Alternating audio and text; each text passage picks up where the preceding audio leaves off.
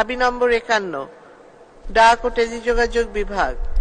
আমি এখন দাবি নম্বর 51 উত্থাপনের জন্য মাননীয় ডাক, টেলিযোগাযোগ ও তথ্য প্রযুক্তি প্রতিমন্ত্রী জনাব জুনায়েদ আহমেদ পলককে আহ্বান জানাচ্ছি। ধন্যবাদ মাননীয় স্পিকার। মাননীয় স্পিকার, আমি জুনায়েদ আহমেদ পলক, প্রতিমন্ত্রী ডাক, টেলিযোগাযোগ ও তথ্য প্রযুক্তি মন্ত্রণালয় প্রস্তাব করছি যে ডাক টেলিযোগাযোগ বিভাগ খাতে 2024 সনের 30 জুন তারিখে সমাপ্য অর্থ বৎসরে প্রয়োজনীয় উন্নয়ন ব্যয় নির্বাহকল্পে মহামান্য রাষ্ট্রপতিকে অনধিক 248 কোটি 3,22,000 টাকা মঞ্জুর করা হোক। ধন্যবাদ মাননীয় স্পিকার। ধন্যবাদ মাননীয় প্রতিমন্ত্রী। দাবিটি সরাসরি ভোটে দিচ্ছি।